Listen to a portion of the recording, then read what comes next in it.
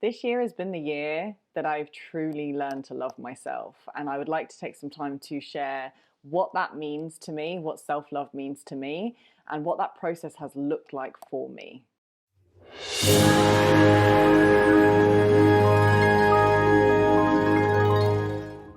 Hello and welcome to Temple of Akasha, the home of embodied spirituality, with me, Natasha. So today I would like to share the process of anchoring in a state of self-love for the first time in my life. 2022 has been the year that I have, from an embodied space, from a felt sense space, lived and breathed self-love in a consistent way and really learned what it means to live from a place of self-love first. And I should probably say that this is a present continuous process, right? How I am learning to live from self-love, and how I'm learning to love myself, because I think that this is an everlasting process for as long as we're in human bodies and remembering our truth. But I would say that this is the first year where I have deeply felt love for myself, and I have felt my value and my worth tangibly. That's not to say that there aren't limiting beliefs still present for me, because there are, but I've anchored in a foundation of love for myself and respect for myself, and a place of knowing of my value that has a markedly different quality to the years that have preceded this one. So I'd like to use this video as an opportunity to first share what self-love means to me, and then to go on to explain what my process has looked like and the things that I've done in a very tangible way that have helped to anchor in self-love. Because I actually think that we speak about self-love a lot in awakening or self-help, self-healing communities, but it's quite abstract. It's like, what does that actually look and feel like? So I'd like to explain my perspective in this video today, and I hope that it serves you in your process of coming to a place of embodied self-love for yourself too. So I think it started for me, the springboard of really returning to a place of self-love started for me when my relationship dissolved at the end of last year with my twin flame. We came into physical union for a couple of months, and then the union dissolved, not from a place of animosity or, you know, from a lot of dissonance, but just because there was this knowing at the human level that our situations weren't really compatible. And that triggered very, very, very, very deep heart sadness and grief, and a lot of mourning and shedding for me. I went through a real death disillusion process last year. If you look back at my videos from a year ago, you'll see that I was really in it. I was really in a disillusion death process that lots of other things, I don't know, there were lots of other things in my reality that then triggered that process even more deeply. But this disillusion of my relationship with my twin flame was so incredibly painful that it took me into the depths of darkness within my being, because it wasn't really just about the twin flame relationship dissolving. I was being asked to confront and meet all of these really deep wounds within my being from my childhood and beyond. So I was really in it at the end of last year. And so when that relationship ended, it ended partly because I kind of verbally set the boundary and said, like, I can't, this is no longer working for me. So I'm technically the one that kind of catalyzed it, even though energetically my twin felt it too. And although that was very painful, that process of me ending my twin flame union, the thing I'd wanted so much for pretty much 5 years,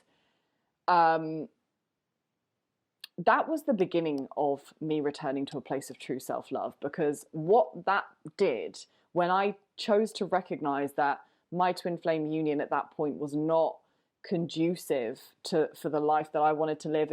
It did not feel resonant at the deepest level of my soul. It was satiating the human aspect of me that just wanted to be with him, but my soul was not satisfied, because I knew that there was still karma. I knew that there was still entanglements and things that were not, the path was not clear for us, fully clear for us. And I can't hide from that truth. I couldn't hide from it within my own being. So I ended that relationship. And the reason that was so profound is because I chose myself. For the first time, probably ever, I was in relationship with the person that rocked my world, turned everything upside down, that I'd fallen so deeply in love with, that my soul recognized beyond all other interactions I've ever had. And yet I still chose myself, even though technically I'd got everything I wanted. I was with this person finally. But because it wasn't, our relationship wasn't the expression of truth in its entirety, my soul was like, we can't settle for this. So actually choosing to end the union at that point was the first step to me becoming truly embodied in self-love, because I was choosing myself. I was choosing my needs, my values, my desires above the gratification of being with the twin and all of like the short-term pleasure and bliss and benefits that come from that satiating experience. I was choosing long-term self-investment and self-love over love with another person. So that was the foundation for me. And in my last video about twin flames, I have spoken about, for me, what the twin flame process is about, and it's really about coming to self-love first. So I think that anchored this new template for me of truly embodied self-love and self-empowerment. And then as 2022 unfolded, I was schooled by the divine in all the ways in which I give power away. I'm leaky with my energy and boundaries. I don't respect myself, or I don't honor myself first. And through the polarity that has occurred for me this year, it's been a really intense year for me. I think for many of us. I've been going through the ringer. I've only really felt let up from October. Actually, the eclipse portal things shifted for me. But this year has been agony, if I'm being honest. My heart has been in agony all year. And so the universe was schooling me in how to continue to return to self-love through polarity, through intense challenge, intense dissolution, intense death. Can I keep coming back to love? Can I keep coming back to love for myself first? Now, this kind of leads me on to what my definition of self-love is. And what I have come to realize in my embodied experience is that self-love and the love of God, or the love of the divine, or the love of universal consciousness are the same thing. When we think about self-love, I've thought about this a lot. What self am I loving? Who is doing the loving and who is receiving the loving, right? When we think about the concept of self-love a bit more deeply, there's some level of duality or separation in it, because we think that there is a self that is separate, that needs love and needs to receive love, and there is a self that needs to give love.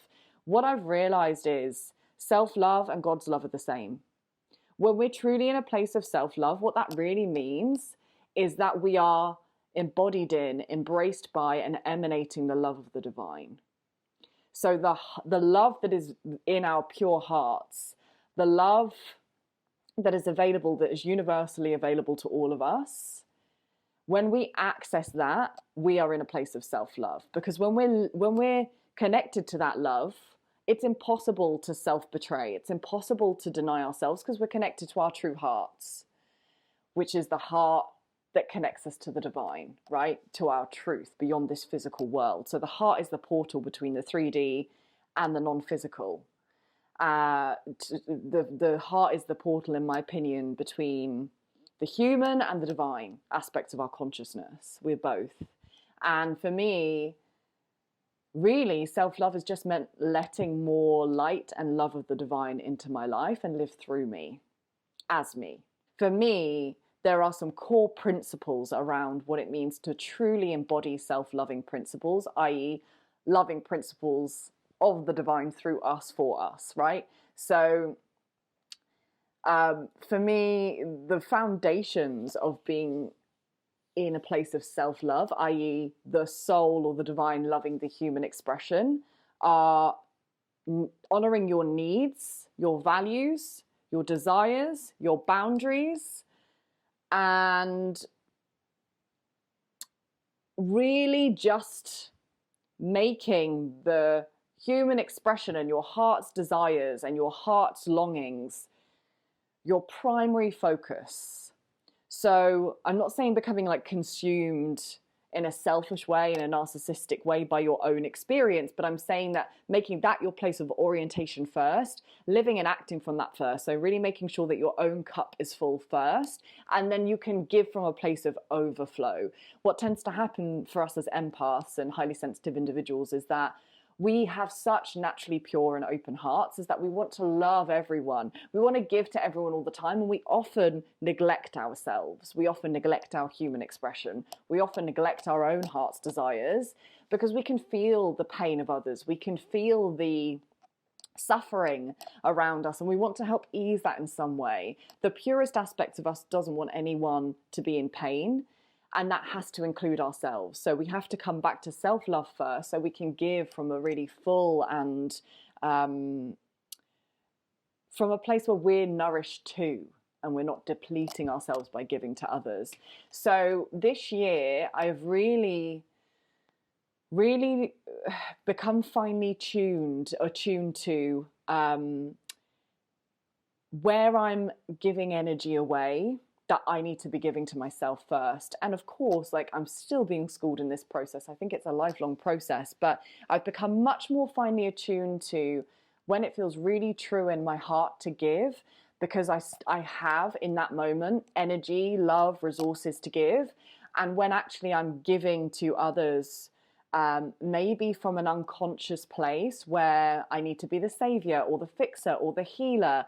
I know from my own childhood, and maybe from many of yours, I did step into a parental role, particularly with my father, fairly early on in life. So I had this natural tendency and inclination to be the caregiver, to be the responsible one from a young age with my dad. And that can mean that the attention and awareness is diverted away from the self to another external other. And part of my healing process has been recognizing, like, I'm an adult, my parents are adults, the people in my reality, most of them are adults. They are responsible for themselves. I'm responsible for me. So I would say that the biggest thing this year that has really helped me anchor and embody the frequency of self-love in a more consistent and tangible way is making my heart, my needs, my desires, my values, my place of orientation. And getting really, really, really conscious of the places where I am leaking energy to other people, to my devices and social media, to environmental circumstances, to, addictive behaviors. Where am I leaking my energy when actually that energy could be used and circulated to nourish myself in a deep way? So that's one of the ways in which I've really managed to kind of consistently come back to a place of self-love. And I would say that one of the other most significant ways that I have come back to a place of self-love is employing boundaries. Now, I'm going to just go into the polarities of masculine and feminine consciousness here for a moment, because actually when we're talking about self-love, we're talking about coming into inner union. We're talking about coming into a place within ourselves where the masculine pole of our consciousness and the feminine pole of our consciousness, where they're dancing and working together in a marriage and they're not at odds with each other. And I think that, as is what is divinely aligned, my twin flame relationship has actually been the path of mastery that has allowed me to understand and feel into that process of inner union so tangibly. So this year has been a real it's almost like the training wheels were taken off. My twin flame relationship was when I had the stabilizers on and I was learning about masculine and feminine poles of consciousness through that external dynamic. This year, the training wheels came off, and I've been learning how to integrate masculine and feminine poles of consciousness within my own being, not in relation to someone else.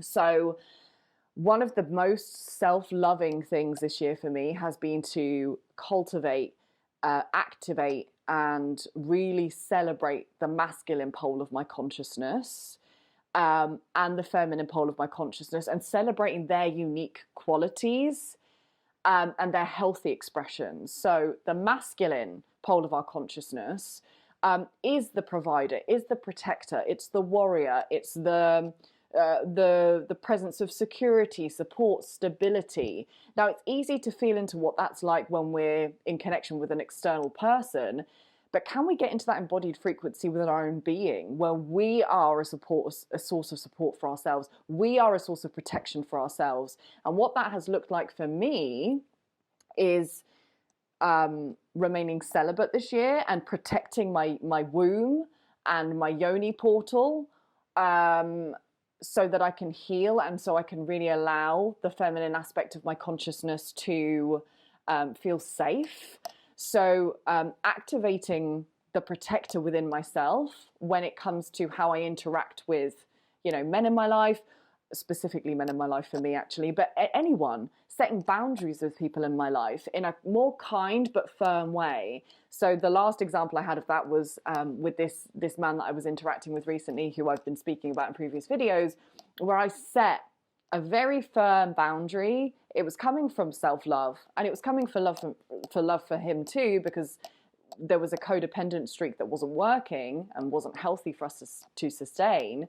But setting boundaries, activating the protector within my own being. You can notice I'm really kind of aligning here with the right side of my body, which is the masculine side of our body, and really activating that protector that's saying, I will stand for you. I will not wait for a man to come in and stand for you. I will not wait for a savior to come in and stand for you. I will stand for you because I love you. So self-love means that we embody the qualities that we wish other people would embody, and express to us, right? So if we want like a husband or a partner or a lover or someone to show us love, show us care, show us attention, show us affection, and give us validation, can we give all those things to ourselves? That's the invitation. So really activating that masculine, more structure, learning to love structure, learning to love routine, which has been something that's been really difficult for me historically. I'm very naturally wishy-washy, unboundaried with my time. So really learning to create healthy routine for myself, but countering that with the presence of the feminine. And this is where these poles start dancing. So for example, creating morning routine has been really loving for myself this year.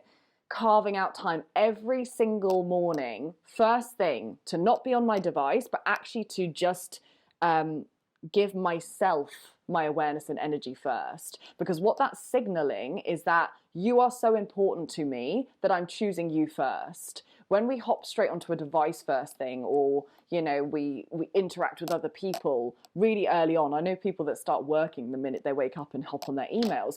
What signal are you sending to yourself, to your inner child, to your heart, that actually this is not really important, that the external is more important and deserves more of your awareness and attention? So just the simple act of carving out time in the morning to be focused on yourself is a self-loving act. So what I found has really worked for me is that creating that time, say 7 till 8 o'clock, where I do my morning routine and my self-love practices, but allowing the feminine to emerge in that space where I'm not rigid with that routine. Because what was initially happening was I was resisting my morning routine, because I was like, I've got to meditate for 15 minutes, then I'm going to journal for 20, then I'm going to do yoga for 15. And it felt regimented because I wasn't allowing myself to honor the flow, the organic flow of each day, that maybe I'm showing up differently each day. Maybe I need different things each day. Again, being finely attuned to my needs in each moment. So what I found has best worked for me is creating a time container and structure around morning routine, which I honor every day, but being fluid and flexible with how I move through my morning routine. Some mornings I feel like the minute I wake up, I need to move and get on my yoga mat, and I'll do some yoga or some Kundalini yoga. Maybe some mornings I need silence and I've sat in just meditation for 15 minutes. Some mornings I want to read and just be in that space of like just ease and relaxation. Some mornings I wake up and I'll give myself, I've got like these facial massages, and I'll like put some really beautiful jojoba oil on my face and I'll give myself a massage, and that feels really like sensual and nourishing for my the feminine pole of my consciousness. So that's an example of how these two poles can dance together. Routine married with fluidity and flexibility, allowing both poles of consciousness to be expressed, not repressing either. That's how we come into inner union. And so I've been applying this principle of marrying the masculine and the feminine as much as I can throughout 2022. And I would say that as well as activating the masculine in me more, which is still something I really need to cultivate, because and that was the underdeveloped aspect of my consciousness, the masculine. So, my relationship with money and routine and structure, especially after a Kundalini awakening, it's still a work in progress, but I'm no longer resisting it, and I'm no longer feel at odds with or super angry at that masculine pole in my being anymore. I'm learning to embody the frequency of the man that I wish would show up in my life, and be the provider, the protector, the lover that I crave, the divine masculine that I deeply crave. Can I embody that frequency for myself first? That's been my focus and an orientation this year. Likewise, I have really been celebrating and empowering the feminine aspect of my consciousness, because for most of my life, I've operated from wounded feminine consciousness, wounded maiden consciousness of like being, either an entitled princess in some connections or being a victim. Victim has been the big thing for me, victim, powerless, helpless. And a lot of the times when I've been in connection with men, I've been coming from that state of consciousness. So really celebrating that there is an empowered feminine within my being that is creative, sexual, sensual, expressive, wild, untamable, pure-hearted, just allowing that aspect of my being to be present, to show up. So for me, that has looked like embracing the gifts that have been activated since my Kundalini awakening, the light language, the channeling, dancing, singing. Singing has been huge for me this year. The Kundalini really loves to move through me as song, as vocal activations, and allowing myself to move beyond shame. The shame I felt of being a light language channel, of singing and moving in ways that don't look normal. I've had so much shame and contraction around expression. And so one of the most self-loving things I've done this year is to just drop all of that shame, all of that self-judgment. It's a work in progress, but it's really just something where I've been really consciously saying, can I just let myself express in this moment? Because there's no one in my external reality that's really being like damning and saying like, you can't do this. It's all self-imposed restriction and limitation. So actually letting this wild feminine consciousness move through me. And that has been so liberating, because I am an expressive person. I've always been an expressive person. I'm a Leo, I have this kind of dramatic heart. I love authentic expression. I love being big in my expression. I am someone that growing up was really playful. And I was the person in my friendship group that would always kind of be daring, and I was bold, and I had like this flair in me that I lost for many, many, many years, going through, really deep process with my mental health, going through a spiritual awakening, going through a twin flame relationship, going through Kundalini. There was so much of this pure-hearted expression has been lost on my journey through the dark night of the soul and all of the other initiations I've been through, but I've been reclaiming that this year. I've been reclaiming my inner child spark, reclaiming my pure heart, which was really shut down after my twin flame relationship dissolved. So I think I hope what I'm expressing here is clear, that for me, self-love is how I show up for myself in my life. And it's not just physically, it's not like just running myself a bubble bath or, you know, giving myself a facial massage, although those are self-loving acts. Self-love for me is actually the energy behind what I'm doing. It's not so much what I'm doing, it's how I'm doing it. And that's true for everything. That's an entire video in and of itself. It's not what we do, it's how we do it. It's the energy we show up in. So a self-loving act can be to recognize that if you are someone with a busy life, if you are someone that, you know, unfortunately has lots of demands in your external world that mean that you are naturally kind of in your masculine consciousness more, you're doing more, you are more rigid, you are more structured. A self-loving act can be to just pause, take a breath, allow your shoulders to sink, allow your belly to expand, to come back to the present and invite softness in your being. So, you know, we can kind of get caught up in these ideas that the feminine consciousness is passive to the degree where she does nothing. No, it's not. Again, it's not what we do, it's how we do it. How can you invite more softness into the present moment? If you've got a to-do list and you have demands in your physical reality that need to be attended to, I'm not saying abandon them. I'm saying, how can you bring softness into how you approach that to-do list? How can you bring ease, joy, pleasure into what you need to attend to in your physical reality? And that's an internal shift that you're making. So you're not changing your external circumstances, you're changing how you're approaching your external circumstances.